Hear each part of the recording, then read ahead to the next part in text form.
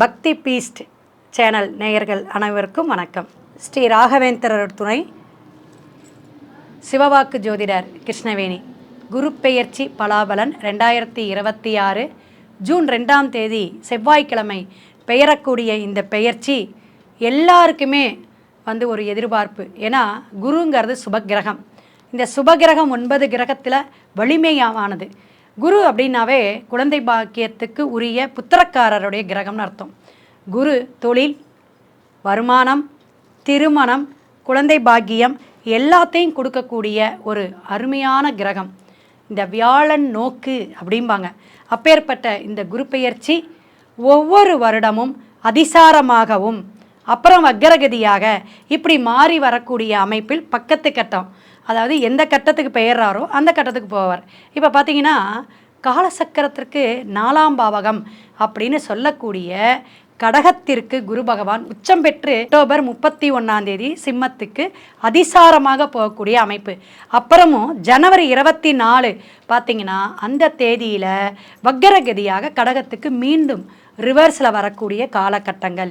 இப்படி குரு பெயர்ச்சி இந்த ஆண்டு 2 கட்டத்திலையும் பயணிக்கக்கூடிய அமைப்பில் மேசம் முதல் மீனம் வரை ஒவ்வொரு ராசிக்காரர்களுக்கும் என்னென்ன நல்ல விஷயங்கள் செய்ய போகிறாங்க, எப்படி நமக்கு இந்த குரு பலனை, இந்த குரு பலாபலனை நம்ம பயன்படுத்திக்கிறோம் அப்படிங்கிறத ஒவ்வொரு வீடியோவில் நம்ம தனித்தனியாக சொல்ல போகிறோம் பரிகாரத்துடன்.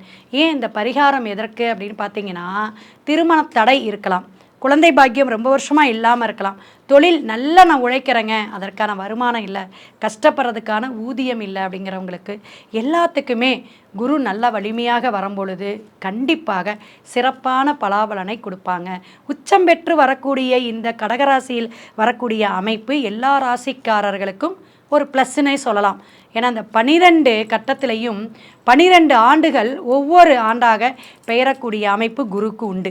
அப்படிப்பட்ட குரு பகவான் உச்சம் பெறக்கூடிய அமைப்பில் வரும்பொழுது ஒவ்வொரு ராசிக்காரருக்கும் பல விஷயங்களை கெடுதல் பண்ண மாட்டார். ஏன்னா தன்னோட சந்திரன்கிற இடத்துல குருச்சந்திர யோகமாக அமரக்கூடிய அமைப்பு ஒரு ப்ளஸ் தானுங்களே. அது எல்லா ராசிக்காரர்களுக்கும் ஒரு ப்ளஸ் அப்படின்னே சொல்லலாம். அதிகமாக லாபத்தையும் அதிகமான வருவாயையும் அதிகமான ஒரு விஷயத்தையும் ஜெயிக்க போகக்கூடிய ராசிகளும் இதில் உண்டுங்க. இதை நீங்கள் கவனத்தில் எடுத்துக்கணும்.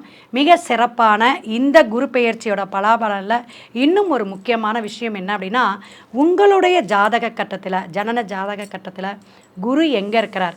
ஏன்னா எல்லாருக்கும் என்னங்க, எனக்கு பணம் வரணும், நான் ஒரு 50 பவுன் நகையை அடமானம் வச்சுருக்கேன், கடன் ஒரு 10 லட்சம் 20 லட்சம் வாங்கியிருக்கேன், அல்லது 1 கோடி வாங்கியிருக்கேன், இதெல்லாம் பணம் வந்தால் தான் நம்ம தீர்க்க முடியும், நம்மளுடைய வருமானத்தையும் பெருக்கணும்.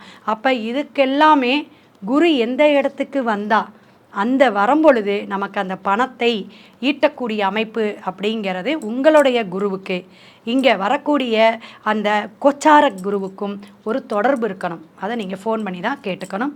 ஒவ்வொரு ராசிக்கும் இனி வரும் வீடியோவில் நம்ம பலாபலனை பார்ப்போம். மகர ராசி நேயர்களே, ரொம்ப சிறப்பான விஷயங்கள். எதிர்பார்ப்பு, என் கவலை நீங்குமா, என் கஷ்டம் தீருமா, ஜென்மத்தில் கஷ்டம், சனி பகவானான கஷ்டம், 2ஆம் இடத்துல ராகுவுடைய கஷ்டம், இதெல்லாம் இருக்குதா இல்லைங்களா? இருக்குது அப்படிங்கிற நீங்கள் அப்படியே மனசில் நினைக்கிறது எனக்கு தோணுதுங்க. மேடம் எங்களுக்கு நல்ல வாக்கு சொல்லுங்கள் அப்படின்னு காத்து கொண்டு இருக்கக்கூடிய மகர ராசிக்காரங்களுக்கு கண்டிப்பாக மங்களமான காரியங்கள், மங்கள யோகத்தை கொடுக்கக்கூடிய குரு பகவான் கடகத்தில் உச்சம் பெற்று சிறப்பான அமைப்பில் களத்திர ஸ்தானத்தில் அமர்றாருங்க. எவ்வளோ சிறப்புங்க! அமர்ந்தாலும் உங்களை பார்க்குறாருங்க. வியாழன் நோக்கு குரு பகவான் நீச்சமாக இருந்தாலும் நம்ம சொல்லுவோம், நீச்ச கிரகங்கள் எல்லாமே அவ்வளோதான், வேலையே செய்யாதா அப்படின்னு ஒரு உண்டு. ஏன் அப்படின்னா, இப்போ பார்த்தீங்கன்னா கன்னியில் சுக்கிரன் நீச்சம், அது மாதிரி விசேஷமான குரு அப்படின்னா தேவகுருங்க, அசுரகுரு சுக்கிரன். அப்படி நீச்சமாச்சுன்னா எனக்கு காசே வராதா, நல்ல மனைவி அமையாதா, அதெல்லாம் போயா, உங்களுக்கு தான் லவ் மேரேஜ் சூப்பராக வருவா, உன்னையோட 2 டிகிரி படிச்சிருப்பா அப்படிலாம் நம்ம சொல்கிறோம். அதே போல் குரு நீச்சமாக இருந்தாலும் உங்களுடைய இடத்துல இருக்கக்கூடிய குருவுக்கு தான் பாதிப்பு. அப்போ என்னதுங்க, ஒரு கல்வியிலேயோ ஒரு தொழிலையோ ஒரு தடக்க ஒரு பிரச்சனைகளை கஷ்டத்தையோ கொடுத்துரும் உங்களுடைய சனி பகவான். ஏன்னா செவ்வாய் இங்கே உச்சங்க, நிறைய ஆராய்ச்சி இருக்குது. அப்படி பார்க்கணும். அப்போ உங்கள் மகர ராசியில் யார் எந்த கிரகம் உச்சம் பெறார்?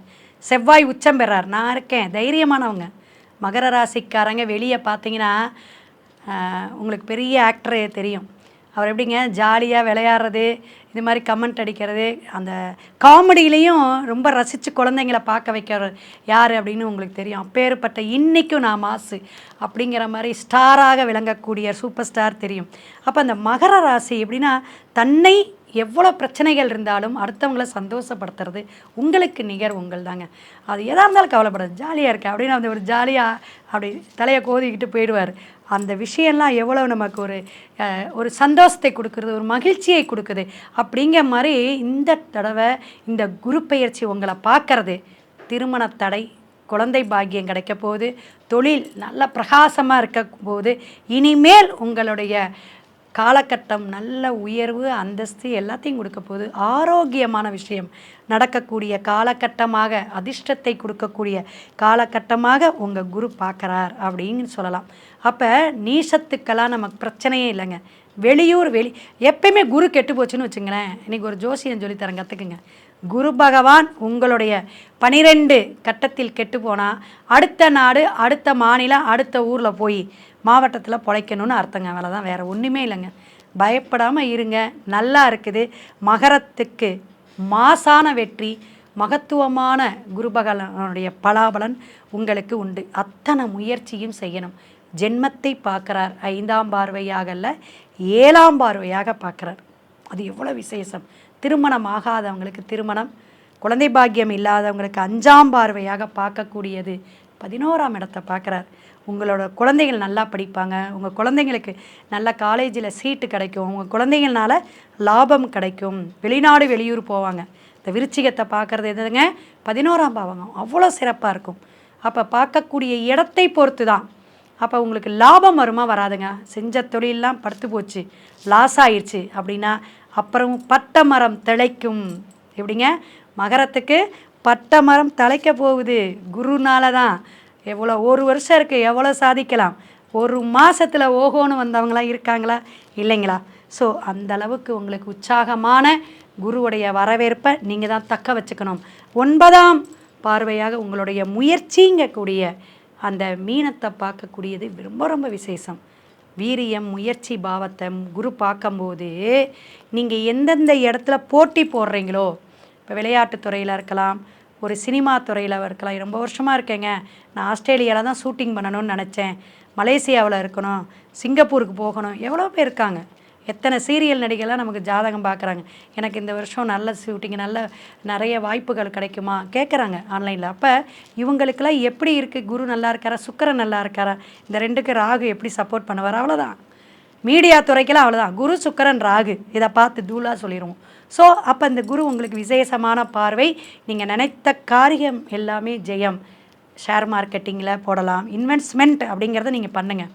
நிறைய பணம் வரும், தனம் வரும், லாபத்தை கொடுக்கக்கூடிய காலகட்டமாக இருக்குது. இருந்தாலும் நீங்கள் ஜாதகத்தையும் பார்த்துக்கணும். ஏன்னா தசாபுத்தி எப்படி சாரம், நட்சத்திர சாரம் வாங்கி இதெல்லாம் நமக்கு சக்ஸஸ் ஆகுமா அப்படின்னு பார்க்கும் பொழுது உங்களுக்கு சிறப்பான பலாபலனை கொடுக்கக்கூடிய அமைப்பு. லவ் மேரேஜ், லவ் பண்ணிகிட்ருக்கோம் அல்லது லவ் அமையலாம், இனிமேல் ஒரு லவ் அஃபெக்ஷன் வரலாம், நல்ல நட்பு வட்டாரம் கிடைக்கும், உறவுகளிடையே நிறைய ஒரு திருமணமோ, ஒரு சுபகாரியமோ, ஒரு குரு யாத்திரையோ, இது மாதிரி கோயிலுக்கு போகிறதோ இதெல்லாம் இந்த வருஷம் நடக்கும். படிப்படியாக ஒவ்வொரு மாதமும் என்ன நடக்குது, என் பையன் எப்படி இருக்கா, என் பொண்ணு எப்படி இருக்கா, என் குடும்பம் எப்படி இருக்குன்னு நீங்கள் இனிமேல் நோட் பண்ணுங்கள். நோட் எடுத்துச்சு நோட் பண்ணுங்கள். யாருங்க? மகர ராசி. அந்த அளவுக்கு கஷ்டப்பட்டுருக்கீங்க 4-5 வருஷமாக. இனிமே வரக்கூடிய காலகட்டங்கள் படிப்படியான உயர்வை கொடுக்கக்கூடிய விஷயங்கள் நடக்கும். அற்புதமான காலகட்டங்கள். இதை பயன்படுத்திக்கிறது உங்கள் கையில் இருக்குது. சோம்பேறித்தனம் இல்லாமல் நீங்கள் பயன்படுத்திக்கிட்டே வரணும். உங்களுக்கான வழிபாடு அப்படின்னு மகரத்துக்கு பார்க்கும் பொழுது நல்லா கேட்டுக்கோங்க. சிவனுடைய வழிபாடு உங்களுக்கு ரொம்ப சிறப்பு. சிவாய நம சிவாய எப்பயுமே ஒரு தாரக மந்திரமாக சிவபுராணம் பாராயணம் பண்ணிக்கிட்டே வாங்க. சிவபுராணத்தை மகர ராசிக்காரங்க மனப்பாடமே பண்ணி வச்சுக்கலாம் அப்படிமா. ஏன் மேடம் திருவோணம் அங்கே இருக்குதே அப்படிம்பிங்க. திருவோணம் அப்படிங்கிறது இங்கே பெருமாளுடைய நட்சத்திரம். உங்களுக்கு எந்த ஒரு விஷயமும் ஒரு பிரேக் ஆகி ஒரு 2வது இறக்க 3வது இறக்க இது மாதிரி தான் கிடைக்கும், உடனே கிடைக்காது. ஏன்னா சந்திரனுடைய அங்கே நட்சத்திரம் முழுமையாக இருக்குது. அப்போ செல்வ வளமும் திருமணமும் ஒரு கஷ்டத்தை கொடுக்குது, கஷ்டத்தை வந்து நீக்கணும் அப்படின்னா ரொம்ப அருமையான தில்லை நடராஜர் கோயிலுக்கு போயிருங்க. அற்புதமான ஸ்தலங்க. பஞ்சபூத தத்துவத்தில் ஆகாய மார்க்கமாக, ஏன்னா 10ஆம் இடம் கர்மஸ்தானம் அல்லவா உங்களோட இடம், ஜீவனஸ்தானமும் அதுதானே. ஜீவனம் கர்மா குறையணும், கஷ்டம் நீக்கணும், என்ன எதிர்பார்ப்புகள் எல்லாமே தேவைகளாம் பூர்த்தியாகணும் அப்படி நினச்சிங்கன்னா மகர ராசிக்காரங்க எல்லாருமே இந்த குருவுடைய பெயர்ச்சியை அப்படியே லட்டாட்ட பயன்படுத்திக்கிறதுக்கு எங்கே போயிட்டு நீங்கள் இருக்கணும் அப்படின்னு பார்த்தீங்கன்னா மிக சிறப்பான ஆகாய மார்க்கமாக இருக்கக்கூடிய தில்லை நடராஜ பெருமாளை தரிசனம் பாருங்கள். அங்கே இருக்கிற தட்சிணாமூர்த்திக்கு வழிபாடு இடுங்க, அபிஷேக ஆராதனைக்கு கொடுங்க. எம்பெருமான் மேடையில் இருப்பார் பெருமாள், பெருமாளையும் போயிட்டு மல்லிகைப்பூ துளசி கொடுத்து அப்படியே ஆனந்தமாக நீங்கள் வழிபாடு எடுத்துட்டு நல்ல 1 மணி நேரம் உட்காந்து உங்கள் பிரார்த்தனையை வச்சுட்டு வாங்க. சிறப்பாக இருக்கும். என்றைக்கு போகணும் அப்படின்னா சனிக்கிழமை போக, அல்லது நீங்கள் பிறந்த கிழமை என்று போயிட்டு குரு ஓரையில் வழிபாடுடுங்க. அற்புதமான மகரத்துக்கு பல மாற்றத்தை குரு பகவான் கொடுப்பார். அந்த தில்லை நடராஜர் உங்களுக்கு அனுகிரகம் ஆசீர்வாதம் புரிவார். சிவாய நம. திருச்சிற்றம்பலம்.